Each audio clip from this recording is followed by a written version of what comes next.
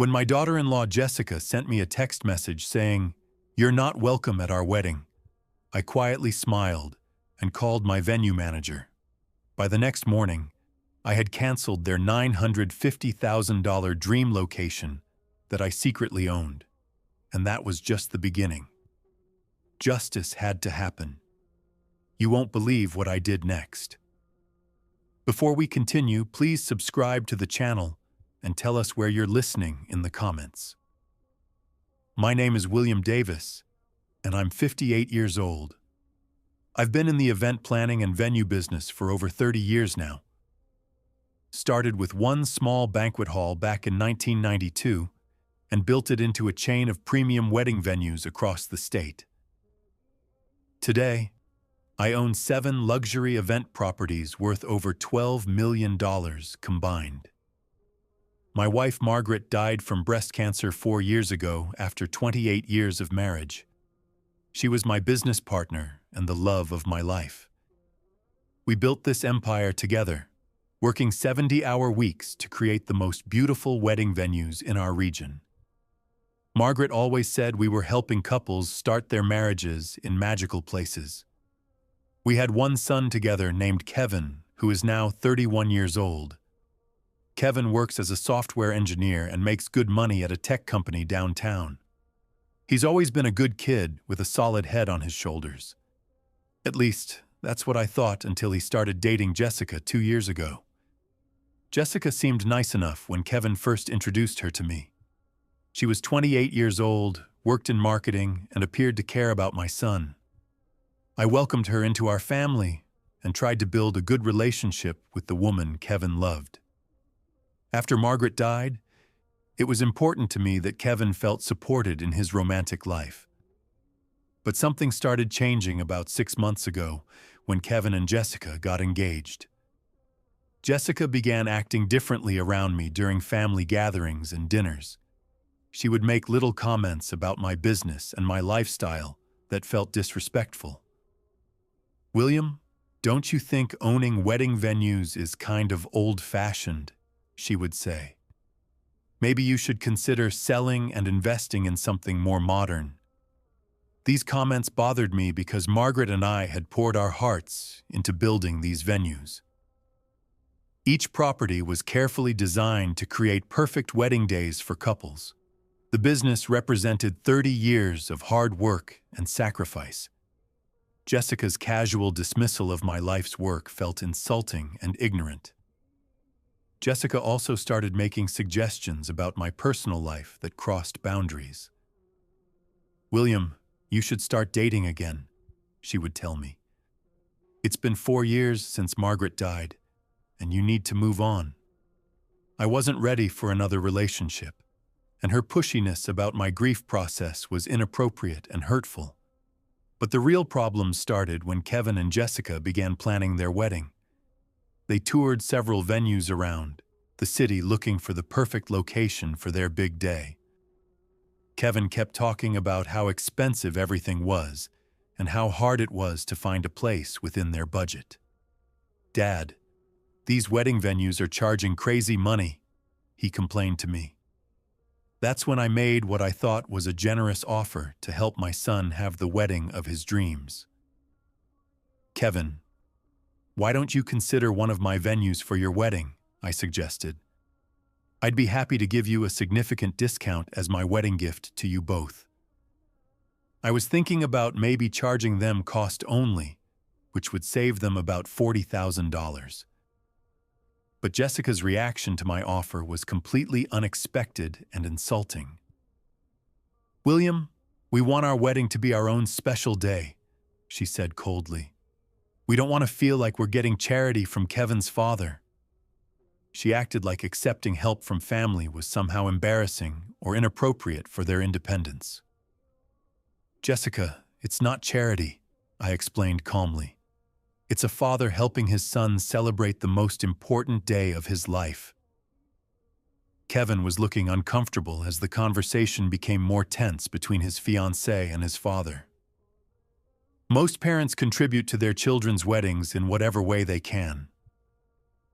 We can afford our own wedding without handouts, Jessica replied with a tone that made it clear she saw my offer as insulting rather than generous. Kevin didn't defend me or try to mediate the situation. He just sat there quietly while his fiancée disrespected his father's attempt to help them. After that conversation, Jessica began excluding me from wedding planning discussions and decisions. When I would ask Kevin about details like the date, location, or guest list, he would give vague answers. "We're still working on the details, Dad," he would say. Jessica is handling most of the planning since she's better at organizing events. 3 months ago, they finally announced they had booked their dream venue for the wedding. "Dad, we found the most beautiful location," Kevin told me excitedly. "It's called Riverside Manor, and it's absolutely perfect for our ceremony and reception." I nearly choked on my coffee when I heard the name of the venue they had chosen. Riverside Manor was my newest and most expensive property. I had bought the historic mansion 2 years ago and spent over $2 million renovating it into a luxury wedding destination. The venue was booked solid for the next 18 months and commanded premium pricing for its elegant ballrooms and riverside gardens. Kevin and Jessica had no idea that the perfect venue they had booked belonged to Kevin's father. Now let me tell you exactly how I built my event empire while Jessica learned to take everything for granted.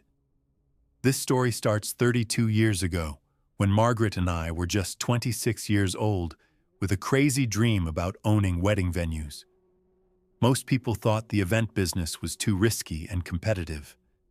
But we could see that couples would always need beautiful places to celebrate their most important day together. I started Davis Events with a small banquet hall that we bought for $85,000 in 1992. Margaret handled the decorating and customer service while I managed the business operations and facility maintenance. We lived in a tiny apartment above the banquet hall for 3 years to save money and reinvest everything back into improving our venue. The breakthrough came when we hosted a wedding for a local judge's daughter in 1995. The photos from that event were featured in the city magazine, and suddenly everyone wanted to book our venue. Within 2 years, we had enough profit to buy a second property and start expanding our business into multiple locations. Margaret was the creative genius behind our success, while I focused on the financial and operational side. She designed every room layout, chose every piece of furniture, and created the magical atmosphere that made our venues special. "William, we're not just renting space," she would tell me. "We're creating memories that will last forever." Her attention to detail made our venues the most sought-after wedding locations in the region. By the time Kevin was born in 1993, we owned 3 successful venues and were making real money. But Margaret and I never forgot where we came from, or how hard we had worked to build something from nothing. We lived modestly and saved most of our profits to expand the business and secure Kevin's future. Kevin grew up understanding that success required hard work and sacrifice from everyone in the family. During high school, he worked part-time at our venues doing setup, cleanup, and maintenance tasks. "Son, this business will be yours someday," I taught him. "But you need to understand every aspect of how it operates." Kevin seemed to appreciate these lessons about responsibility and business ownership. When Kevin went to college, I paid for his education completely so he could focus on his studies without worrying about money. 4 years at State University, $97,000 in total costs, including room and board. Kevin graduated with honors in computer science and got a great job in the tech industry. Margaret and I were proud of the young man he had become. After Kevin started his career, I continued helping him financially whenever he needed assistance. Down payment help for his first apartment, $15,000. Car purchase when his old vehicle died, $12,000. Emergency funds when he had medical expenses not covered by insurance, $8,000. Over the years, I probably gave Kevin about $60,000 in various forms of support. But Kevin always showed genuine appreciation for my help and never acted entitled to my money. "Dad, thank you so much for helping me get established," he would say. "I know how hard you and Mom worked to build the business." Kevin understood that my generosity was a gift from parents who loved him, not an obligation he could demand. That all changed when Jessica entered our family and started influencing Kevin's attitude toward money and family relationships. Jessica had grown up in a wealthy family where everything was handed to her without effort or appreciation. She seemed to expect the same treatment from me without earning it or showing proper gratitude. The first time I noticed Jessica's entitled attitude was during a family dinner 6 months after Kevin started dating her. We were discussing Kevin's career plans when Jessica made a comment that revealed her expectations about family wealth. "Kevin shouldn't worry about money," she said casually. "His father owns all those wedding venues, so the family is set for life." Her assumption that my success was Kevin's inheritance bothered me. I tried to explain that Kevin would need to earn his role in the business through hard work and proving himself capable. "Jessica, success isn't automatic just because you're related to someone," I told her. "Kevin will have opportunities, but he'll need to demonstrate that he deserves them." Jessica looked at me like I was being unreasonable about family obligations. Over the next year, Jessica began making suggestions about how I should run my business and spend my money. "William, you should modernize your venues with more technology," she would say. "Young couples want interactive entertainment and social media integration." Her advice ignored the classic elegance that made our venues special and successful for 30 years. Jessica also started hinting that Kevin and I should discuss his future ownership role in the business. "Kevin has such great ideas about expanding into corporate events," she would tell me. "Maybe you should give him more responsibility in the company." But Kevin had never expressed interest in joining the family business or learning the event industry. What bothered me most was Jessica's casual attitude toward the sacrifices Margaret and I had made to build our wealth. She would talk about our venues like they were just lucky assets, rather than the result of decades of hard work. "It must be nice to own such expensive properties," she would say dismissively. Jessica never asked about the 70-hour weeks or financial risks that created our success. After Margaret died 4 years ago, Jessica seemed to think she could step into the role of family advisor about my business and personal decisions. "William, you should consider selling one of the venues and enjoying your retirement," she suggested. "You don't need to work so hard at your age." She had no understanding of how much the business meant to me as Margaret's legacy. Last year, when Kevin and Jessica got engaged, her entitled attitude reached new levels of disrespect toward the person who had built the family wealth. She was about to learn exactly who controlled their dream wedding venue. Let me take you back to that terrible Tuesday morning when Jessica sent me the text message that changed everything between us. It was March 15th, exactly 6 weeks before their wedding date at my own venue. I was having coffee in my home office and reviewing contracts for upcoming events when my phone buzzed with a message from Jessica's number. The text message was short and brutal in its dismissal of me as Kevin's father. "William, after much discussion, Kevin and I have decided you're not welcome at our wedding. We want this day to be about our new family, not dealing with family drama. Please respect our decision." I read the message 3 times to make sure I understood what my son's fiancée was telling me about their most important day. I sat there staring at my phone screen, feeling like someone had punched me in the stomach. After 31 years of being Kevin's father, supporting his dreams, and helping him build his adult life, I was being banned from his wedding. The woman he was marrying had decided that his own father was unwelcome at their celebration. 20 minutes later, I called Kevin directly to ask him about Jessica's message.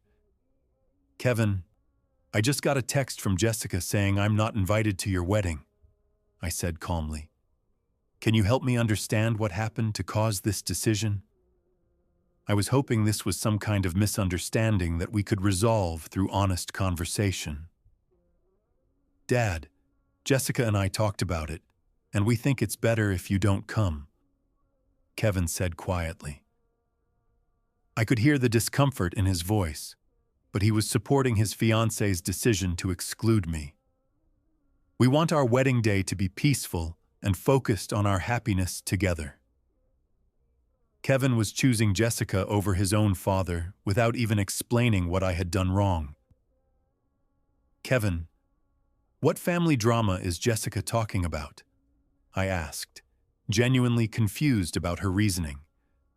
"I've been nothing but supportive of your relationship and your engagement."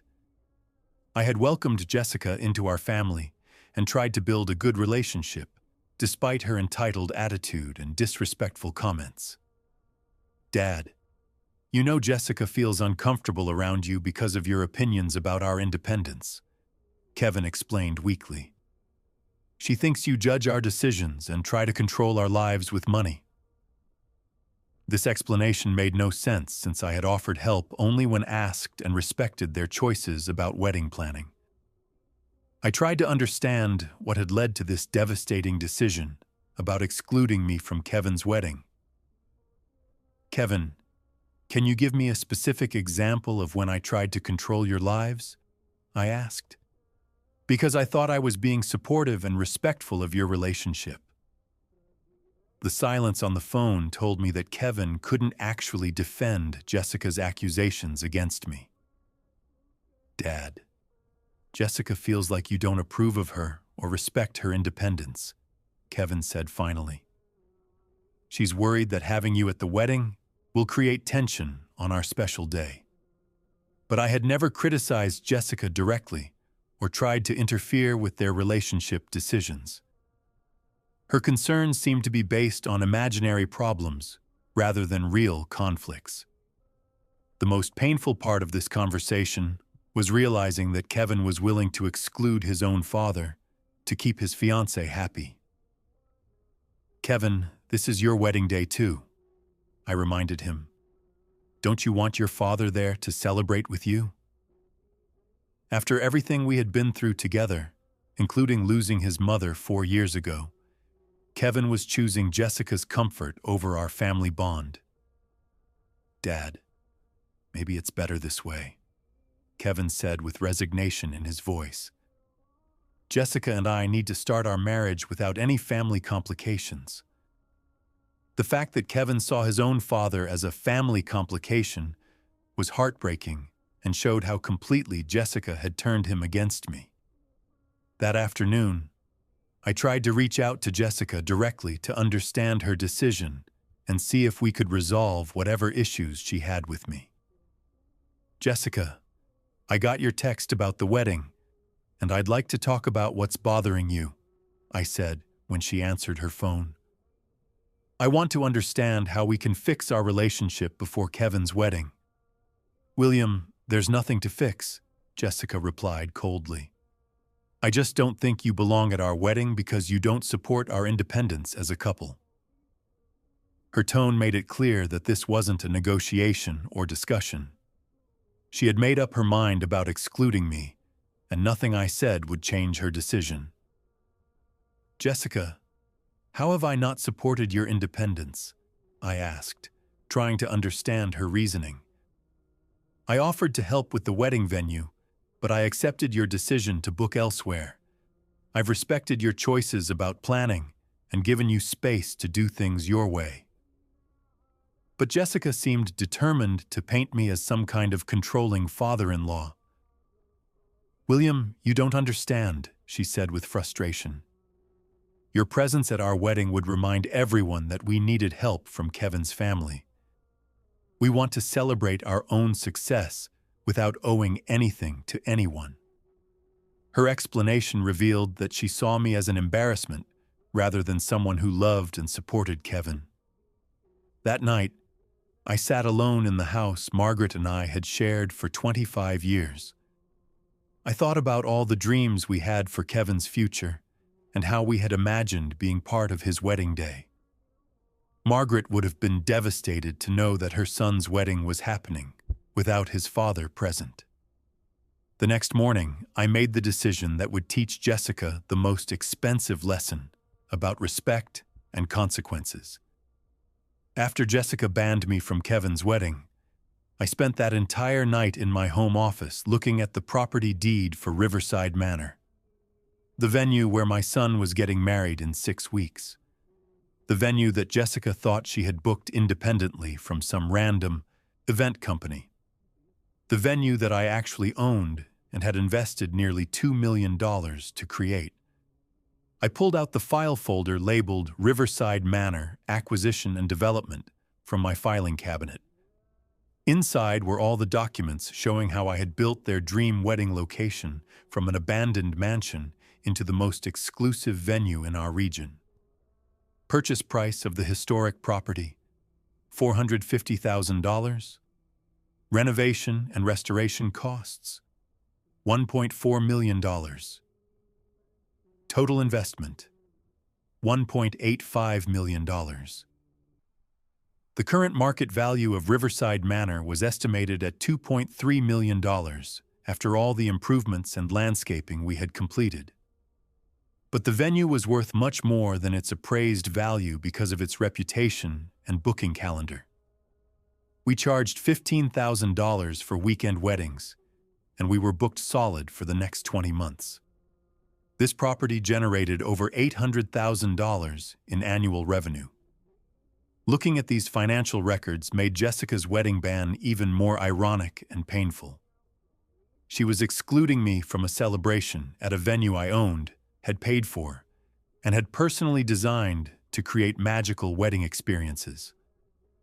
The woman who thought I didn't belong at Kevin's wedding had unknowingly chosen my property as the perfect location for their special day. I found the original architectural plans that Margaret and I had approved for the Riverside Manor renovation project. Margaret had spent months working with designers to create the most romantic wedding venue possible. "William, this ballroom will make every bride feel like a princess," she had told me while reviewing the plans. "The Riverside Garden ceremony area will be absolutely breathtaking for outdoor weddings." Margaret would have been devastated to know that her son's wedding was happening at a venue she helped create, but his father wasn't welcome to attend the celebration. All of our work and investment in creating beautiful wedding experiences for other families, and we were excluded from our own son's most important day. I also pulled out the booking contract that Jessica and Kevin had signed for their wedding date. April 28th, 2024, from 4 o'clock to midnight.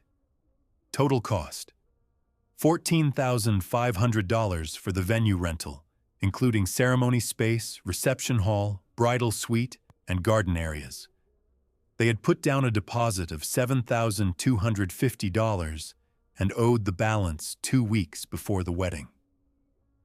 The contract was signed by my venue manager, Patricia Williams, who had no idea that the groom was my son. Patricia handled all the bookings and customer interactions for Riverside Manor, so Kevin and Jessica's wedding was just another event on her calendar. She had no reason to connect the Davis name on the contract with her boss, William Davis, who owned the property. Reading through their wedding contract made me realize the complete control I had over Jessica and Kevin's special day. The contract clearly stated that the venue owner reserved the right to cancel events for any reason, with full refund of deposits paid. It also included standard language about guest behavior, vendor requirements, and property usage rules that I could enforce at my discretion. I calculated exactly what canceling their wedding would cost Kevin and Jessica in terms of finding another venue on short notice. With only 6 weeks before their wedding date, most premium venues would already be booked for their preferred date. They would have to choose from less desirable locations or change their wedding date completely, which would affect all their other vendors and guest plans. The financial impact would be even worse than just finding a new venue. Their invitations had already been sent with the Riverside Manor address. Their photographer, caterer, florist, and DJ had all planned their services around this specific location. Changing venues would require renegotiating contracts with every vendor and possibly paying additional fees for last-minute changes.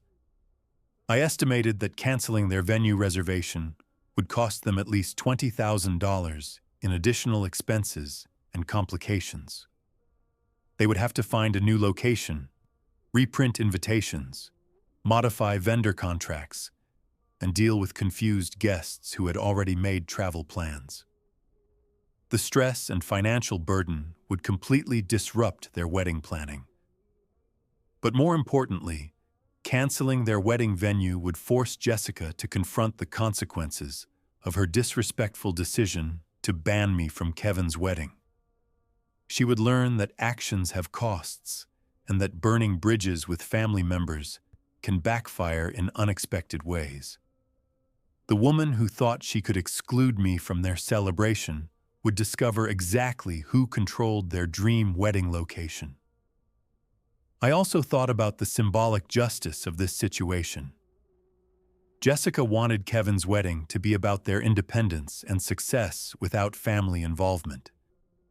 She specifically said she didn't want to owe anything to anyone or be reminded of family assistance.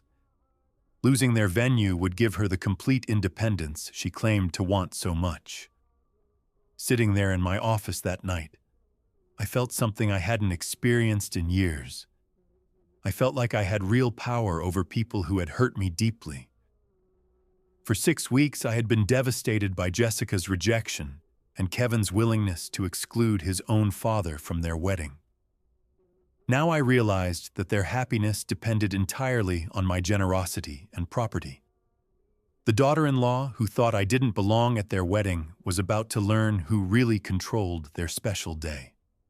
The next morning, I woke up with a clear plan about what I needed to do to Jessica and Kevin. They thought they could ban me from their wedding while using my property to celebrate their special day. Jessica had no idea that her dream venue belonged to the father-in-law she had rejected and excluded from their family celebration. It was time to show everyone who really controlled their perfect wedding day.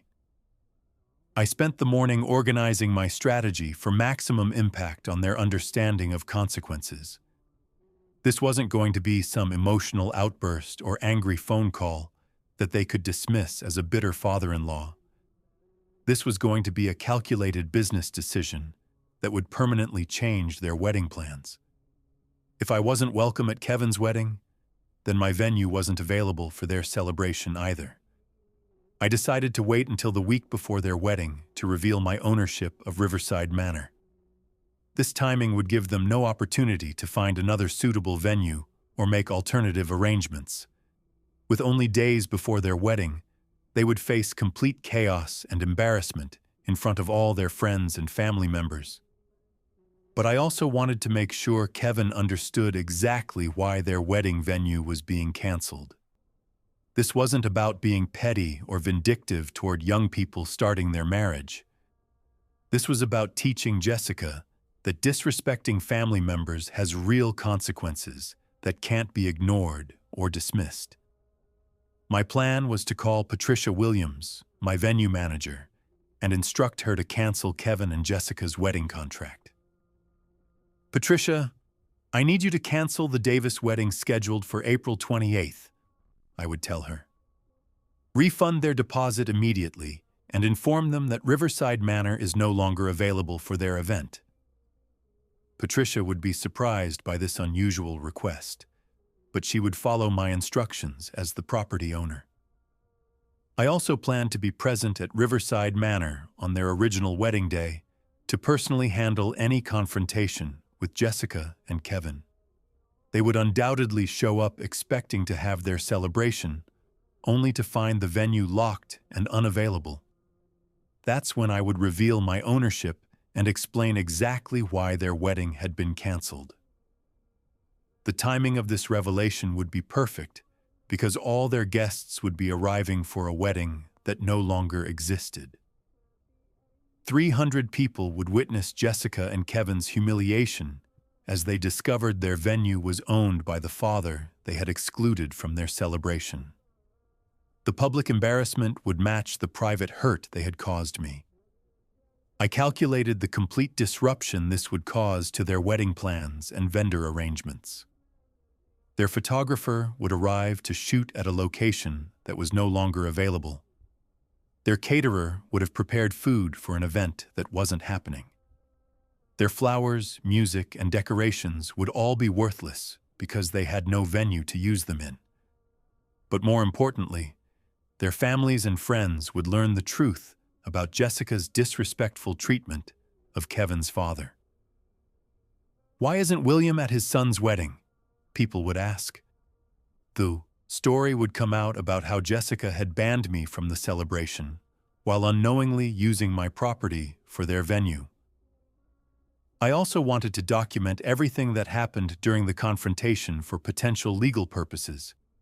If Jessica and Kevin tried to sue me for damages or breach of contract, I needed proof that they had first breached family relationships by excluding me from Kevin's wedding. Their own disrespectful behavior would be the cause of their wedding disaster. The most satisfying part of my plan was knowing that Jessica's desire for independence would be granted completely. She didn't want family involvement in their wedding, so she would get exactly what she asked for. No family venue, no family support, and no family assistance with the chaos she had created. I spent the afternoon reviewing all my venue contracts to make sure I had the legal right to cancel their wedding without facing financial penalties. The standard contract language clearly stated that venue ownership reserved the right to cancel events for any reason, with full refund of deposits paid. Jessica and Kevin would get their money back, but they wouldn't get their dream wedding location. I also prepared talking points for when I inevitably had to explain my decision to cancel their venue. Jessica made it clear that I wasn't welcome at Kevin's wedding, I would say calmly. I'm simply honoring her request for family independence by removing my property from their celebration. The logic would be unassailable and completely based on their own stated preferences. That evening, I called my lawyer to discuss the legal implications of canceling Kevin and Jessica's wedding venue. "Robert, I own the property where my son is getting married, but his fiancée has banned me from attending the wedding," I explained. "Can I legally cancel their venue contract based on this family situation?" "William, as the property owner, you have the right to cancel any event booking as long as you provide full refund of deposits," Robert confirmed.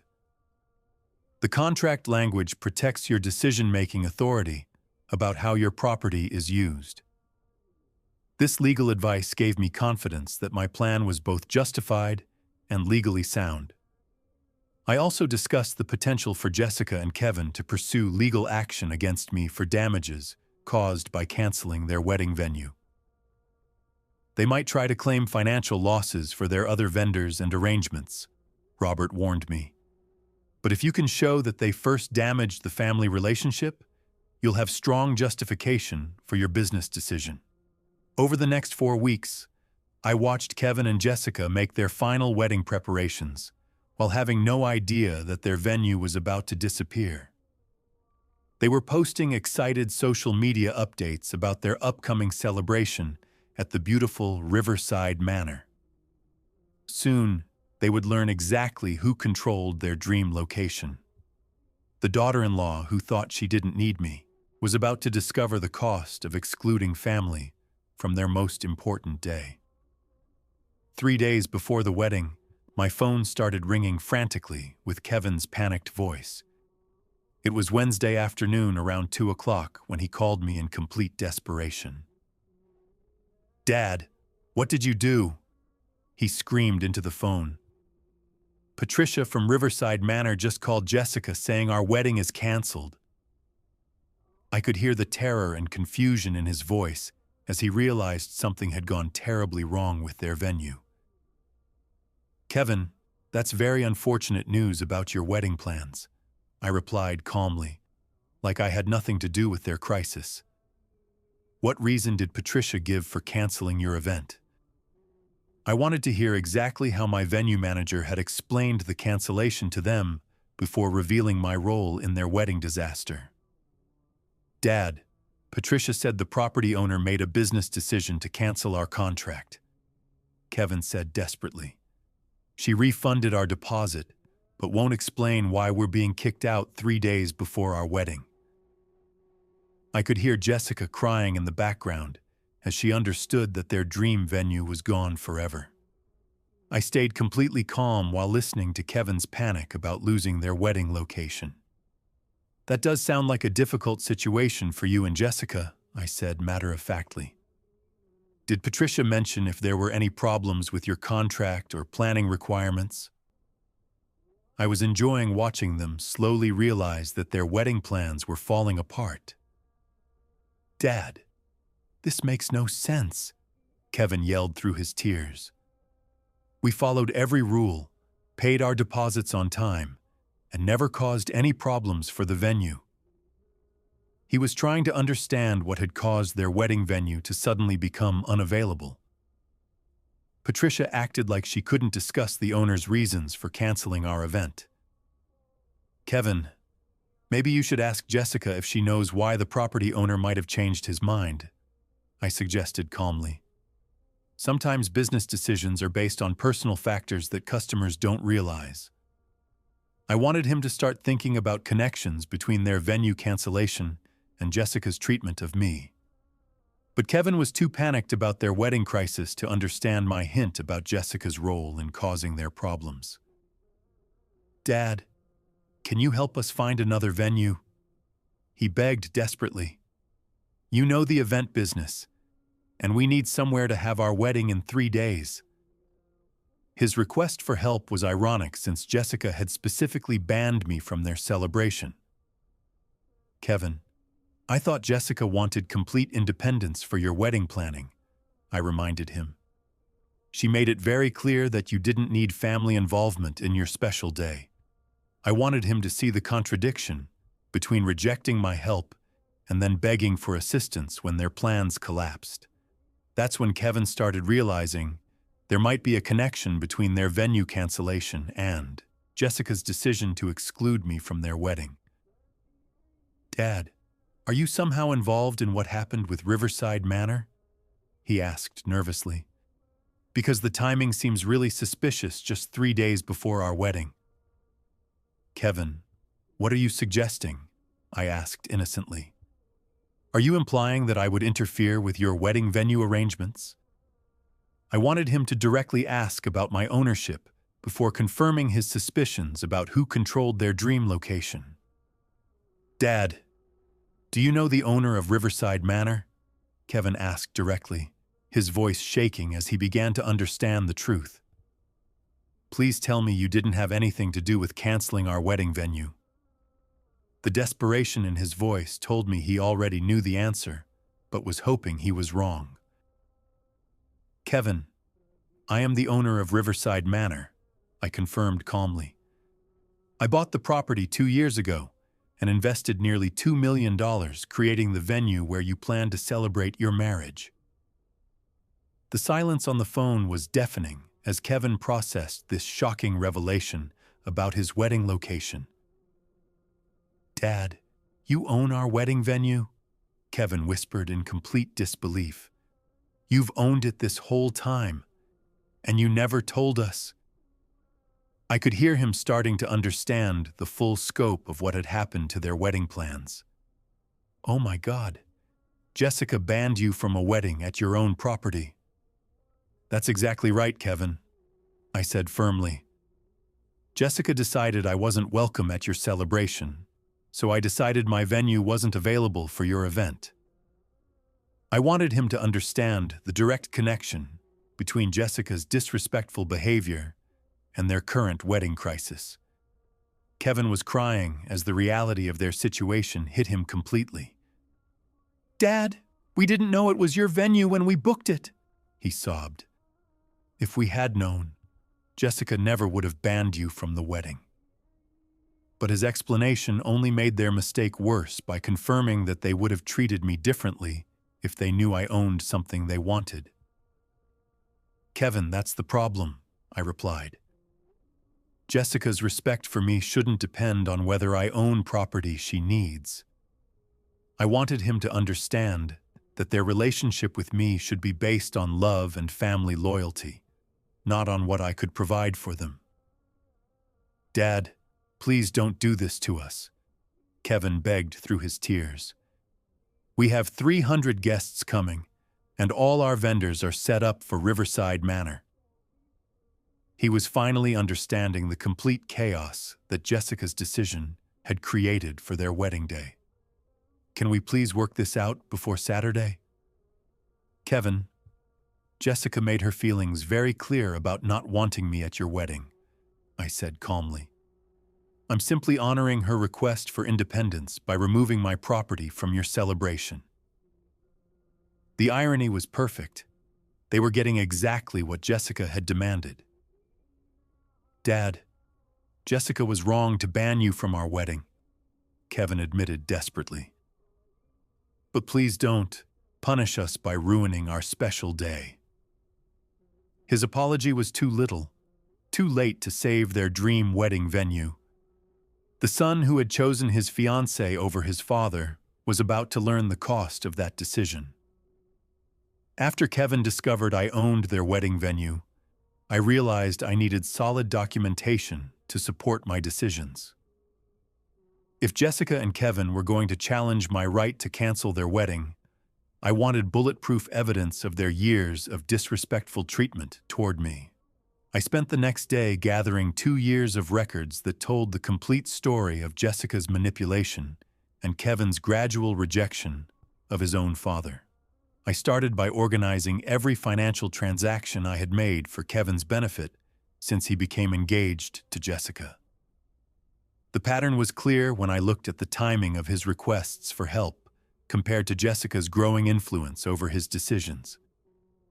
Before Jessica, Kevin rarely asked for money and always showed genuine appreciation. After Jessica, his requests became more frequent, and his gratitude became less genuine. The college loan assistance records were particularly revealing about Kevin's changing attitude toward family financial support. 3 years ago, Kevin had asked for help paying off his student loans early. "Dad, I want to buy a house someday, and these loan payments are holding me back," he had explained. I gave him $18,000 to eliminate his college debt completely. Kevin's thank you note from that loan payoff showed the respectful young man he used to be. "Dad, I can't express how grateful I am for your generosity," he had written.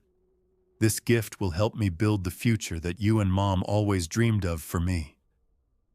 That was before Jessica started teaching him to take my help for granted. But after Jessica entered the picture, Kevin's requests for financial help became more demanding and less appreciative. When they needed money for their engagement ring, Kevin simply called and said, "Dad, I need $8,000 for Jessica's ring." No explanation, no gratitude, just an expectation that I would provide whatever they needed. I found text messages between Kevin and me that showed how Jessica had changed his communication style with his father. "Dad, Jessica and I need $15,000 for our apartment deposit," read one message from last year. "Can you transfer the money today?" The old Kevin would have asked politely and explained the situation. The new Kevin just made demands. The apartment assistance records were especially important evidence of their entitled attitude toward my money. $25,000 for their security deposit and first year's rent in an expensive downtown apartment. Kevin had presented this as an emergency that required immediate help, but I later learned they had chosen the most expensive apartment they toured. Jessica's influence on Kevin's spending decisions was obvious when I compared his lifestyle before and after their relationship. Before Jessica, Kevin lived modestly and saved money responsibly. After Jessica, he started spending on luxury items and expensive experiences that required my financial assistance to maintain.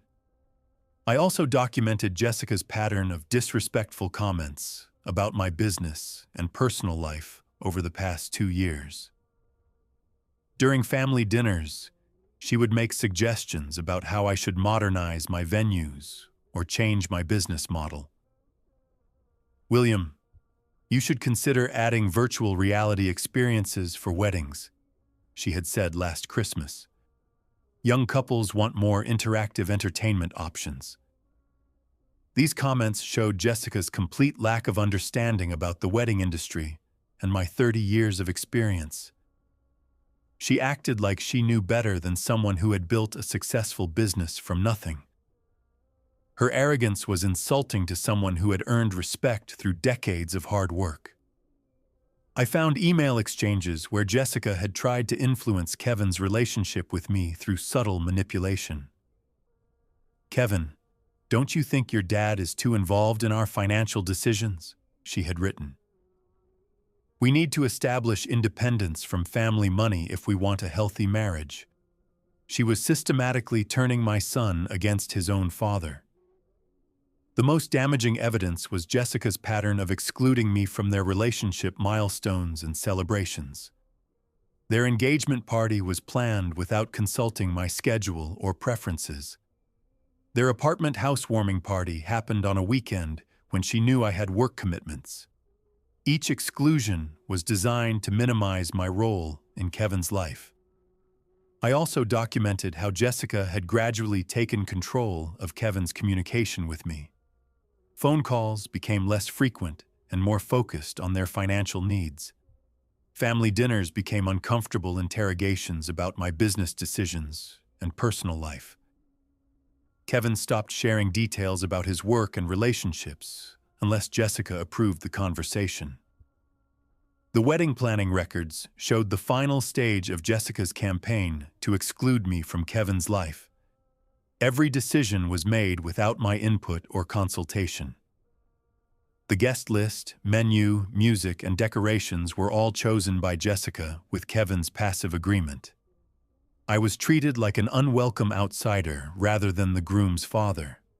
But the most telling evidence was Kevin's failure to defend me when Jessica made disrespectful comments about my role in their lives. During their engagement dinner, Jessica had criticized my old-fashioned approach to business in front of other family members. Kevin sat there silently while his fiancée insulted his father publicly. I calculated the total amount of financial support I had provided to Kevin since he started dating Jessica.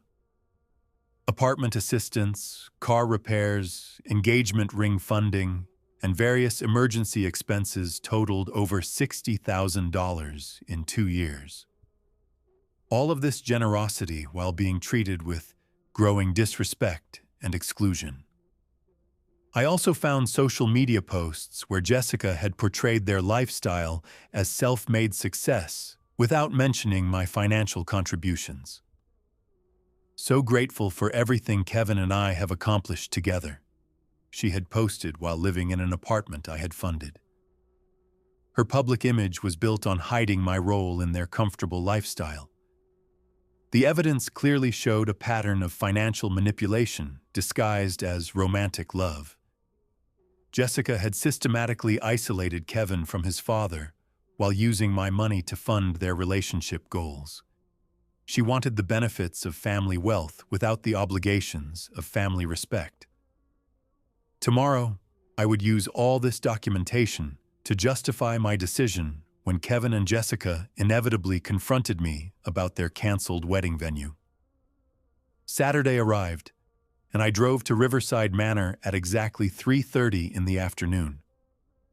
Kevin and Jessica's wedding was supposed to start at 4 o'clock, with 300 guests arriving to celebrate their special day. But instead of a beautiful ceremony, they were about to discover that their dream venue was locked and unavailable. I parked across the street and waited to watch the chaos unfold. The first guests started arriving around 3:45, expecting to find an elegant wedding setup in my riverside gardens. Instead, they found locked gates and no signs of any wedding preparation. Confused families and friends began gathering in the parking lot, checking their phones and calling Kevin and Jessica for explanations about why the venue appeared to be closed. By 4 o'clock, over 200 guests had arrived and were standing around looking bewildered about the missing wedding celebration. I could see people in expensive dresses and suits checking their invitations to make sure they had the right location. "Are we at the right place?" I heard someone ask. "Where is everyone from the wedding party?" The photographer showed up at 4:15 with thousands of dollars worth of equipment, expecting to document Kevin and Jessica's magical wedding day. Instead, he found confused guests and no access to the ceremony location. "Is the wedding canceled?" he asked other vendors who were arriving to find the same locked venue. That's when I decided it was time to make my presence known and explain exactly what had happened to their celebration. I walked across the street and approached the crowd of confused wedding guests who were trying to understand why their event wasn't happening. "Excuse me, everyone," I called out loudly. "I'm William Davis, Kevin's father and the owner of this property." The crowd turned toward me with hopeful expressions, thinking I was there to resolve their confusion about the missing wedding. "Mr. Davis, thank God you're here," said Jessica's mother. "We can't figure out why the venue is locked and there's no wedding setup." She had no idea that I was the reason their celebration had been canceled. I need to explain to everyone what happened with Kevin and Jessica's wedding," I announced to the assembled guests. 3 weeks ago, Jessica sent me a text message saying I was not welcome at my son's wedding. A shocked murmur went through the crowd as people processed this information about family conflict. Jessica decided that Kevin's father didn't belong at their celebration. I continued calmly. So I decided that my venue wasn't available for their event either. The guests were staring at me in disbelief as they understood that the property owner had canceled the wedding because of family disrespect. That's when Kevin and Jessica's car pulled into the parking lot, and they saw 300 confused guests surrounding me instead of their beautiful wedding ceremony. Jessica was wearing her expensive wedding dress and looked absolutely panicked as she realized their venue was locked and unavailable. Kevin was in his tuxedo, trying to understand why his father was addressing their wedding guests. "Dad, what are you doing here?" Kevin yelled as he and Jessica pushed through the crowd toward me. "Why are all our guests standing in the parking lot instead of celebrating our wedding?" His face was red with anger and embarrassment as he realized the scope of their public humiliation. "Kevin, I'm explaining to your guests why their venue is no longer available," I replied calmly. "Jessica banned me from your wedding, so I canceled your reservation at my property." The crowd gasped as they learned that the wedding venue belonged to the father who had been excluded from the celebration. Jessica was crying in her wedding dress as she understood that 300 people were witnessing her complete humiliation. "William, you can't do this to us on our wedding day," she screamed desperately. "All these people came to celebrate with us." But her tears couldn't undo the consequences of her disrespectful decision to exclude me. "Jessica, you told me I wasn't welcome at Kevin's wedding," I reminded her firmly. "I'm simply honoring your request for independence by removing my property from your celebration." The logic was perfect, and everyone could see that Jessica had created this disaster through her own poor judgment. Kevin's grandmother approached me with tears in her eyes. "William, why wasn't Kevin's father invited to his own son's wedding?" she asked loudly enough for everyone to hear. "What kind of daughter-in-law excludes her husband's father from their celebration?" Her question made Jessica look even worse in front of all their family and friends. Other guests started voicing their support for my decision and criticism of Jessica's treatment of me. If Jessica didn't want William at the wedding, why should he provide the venue? Asked one of Kevin's cousins. You can't reject family and then expect family benefits. The crowd was clearly taking my side in this conflict. This is ridiculous, said Jessica's uncle. William raised Kevin for 31 years, and Jessica thinks he doesn't belong at the wedding. The public criticism was exactly what Jessica deserved for her disrespectful behavior toward her future father-in-law. Kevin tried to salvage their situation by begging me to reconsider in front of all their guests. Dad, please don't ruin our wedding day over a misunderstanding, he pleaded desperately. We can work this out later, but our guests are here now expecting a celebration. But his public apology only highlighted how badly they had treated me. Kevin, this isn't a misunderstanding, I replied firmly. Jessica made a deliberate decision to exclude your father from your wedding day. The guests could see that I was the reasonable one in this family conflict, while Jessica and Kevin had created their own problems.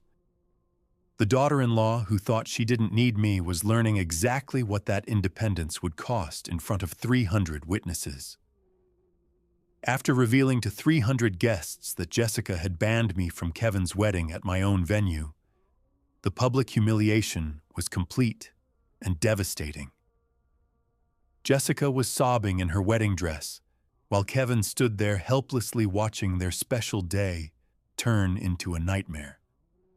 Their families and friends were witnessing the consequences of disrespecting the person who owned their dream wedding location.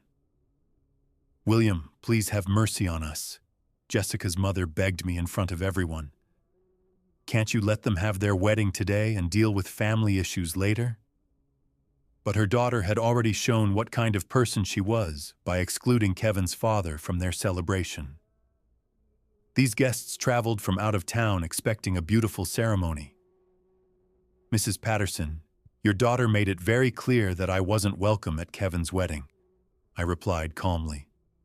I'm simply respecting her wishes by not participating in their celebration in any way. The logic was unassailable, and everyone could see that Jessica had created this disaster through her own poor judgment and disrespectful behavior.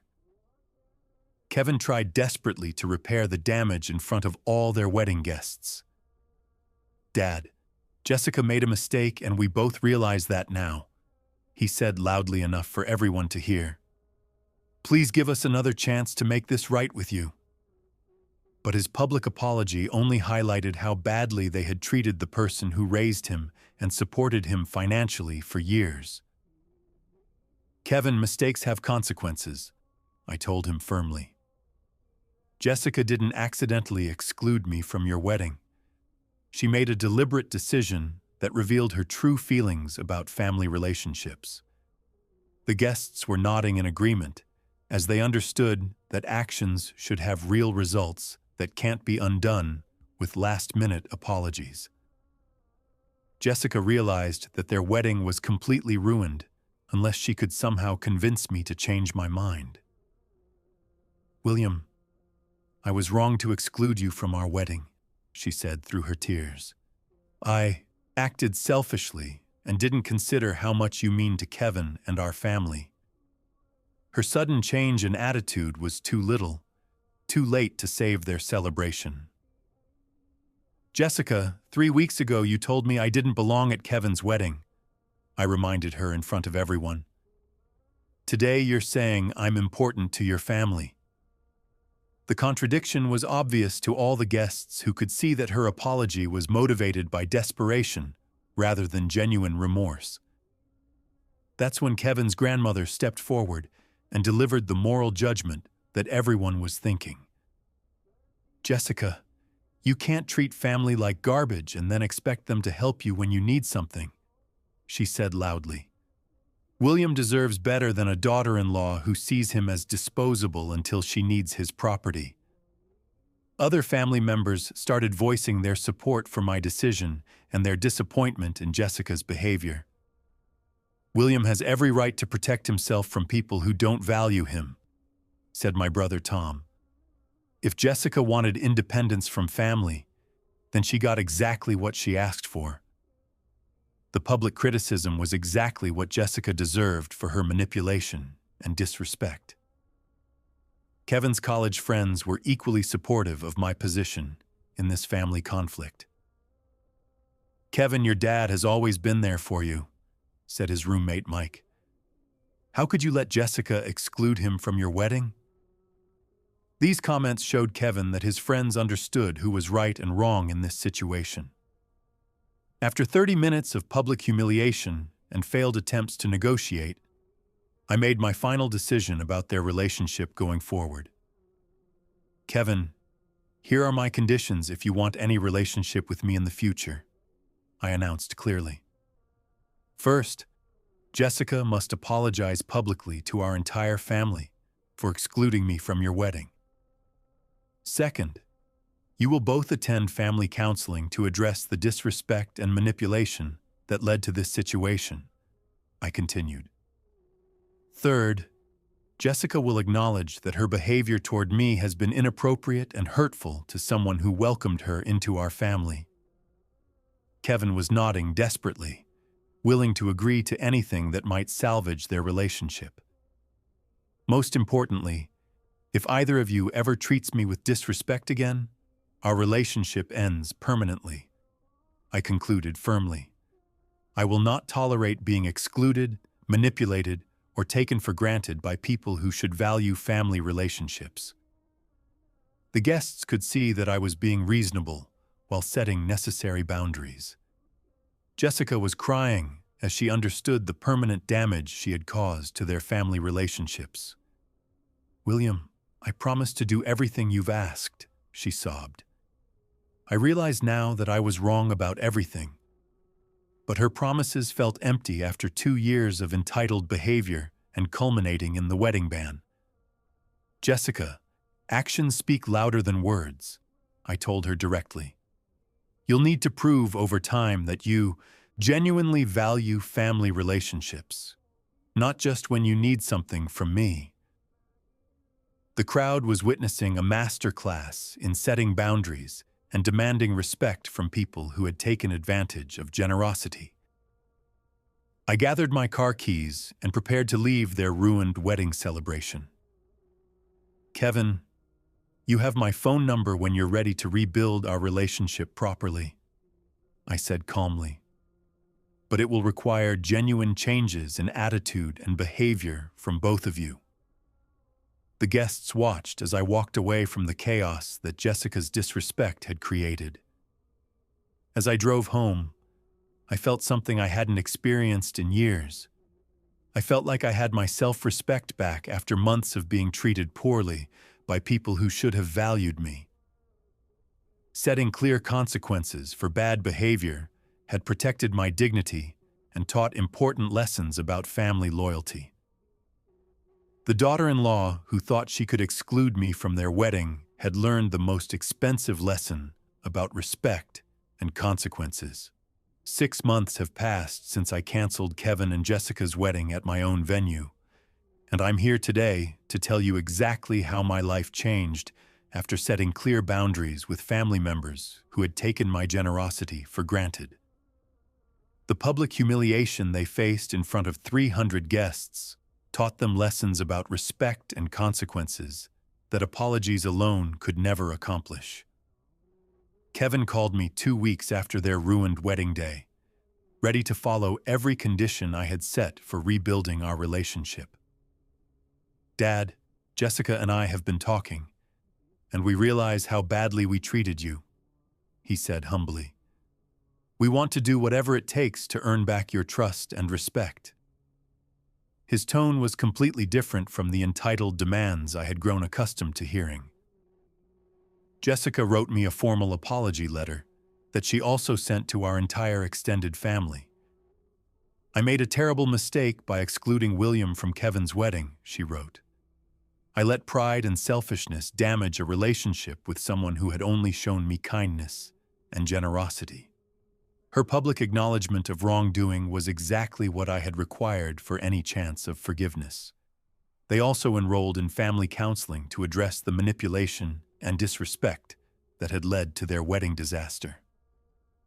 "The counselor is helping us understand how Jessica's behavior damaged our family relationships," Kevin explained during one of our supervised conversations.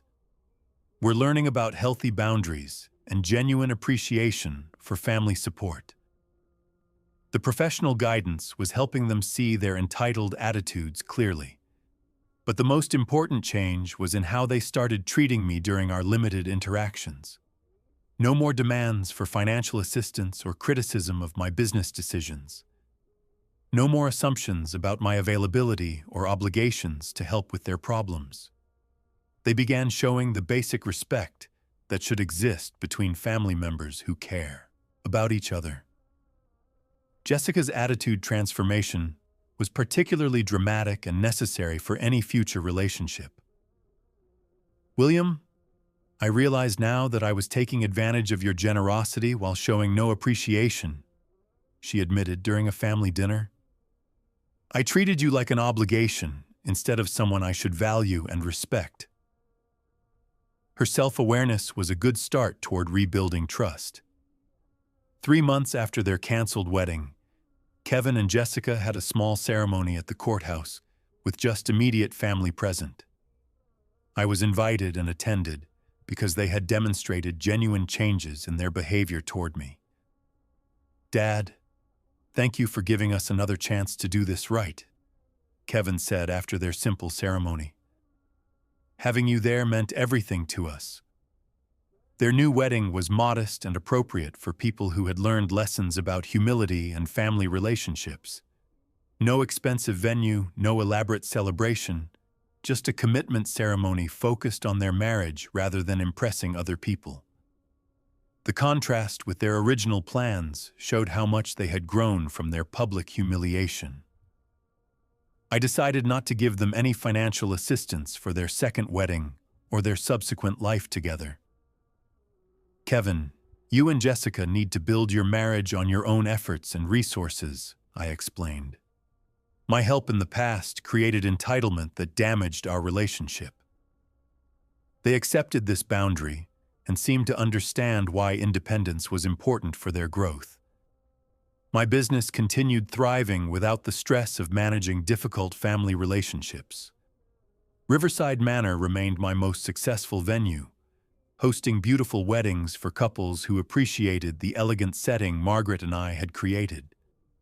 Every event reminded me of our shared vision and the value of treating people with respect and gratitude.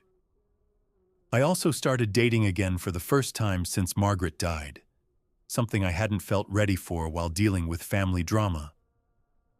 "William, you seem more confident and peaceful lately," my friend Carol observed. "Setting boundaries with your family was good for your emotional health." She was right that protecting myself from disrespect had improved my overall well-being. The most satisfying part of this outcome was seeing how my decision to cancel their wedding had educated other family members about treating each other properly. "Uncle William did the right thing," my nephew told Kevin.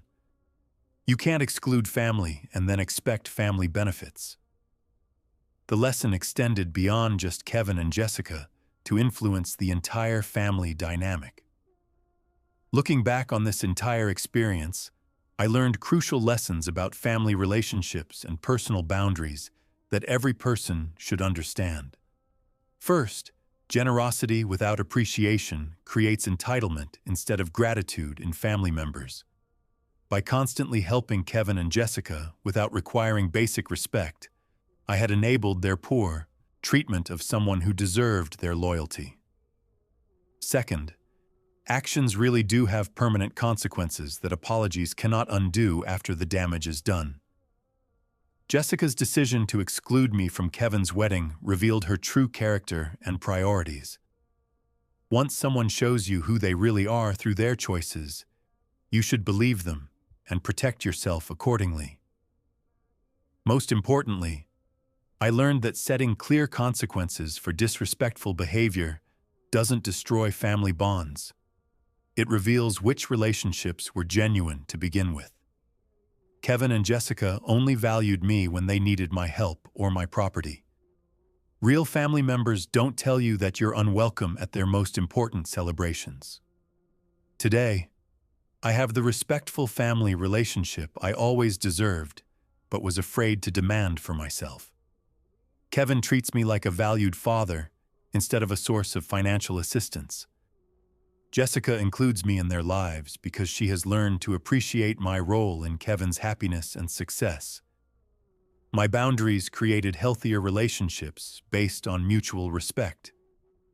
At 58 years old, I finally have the dignity and peace that comes from standing up for yourself when people take advantage of your kindness. The daughter-in-law who thought she could exclude me from their wedding discovered exactly who controlled their dream venue. Setting clear property boundaries saved our family relationship instead of destroying it. If you are still here and enjoyed this story, please like this video. It really helps me know you want more content like this.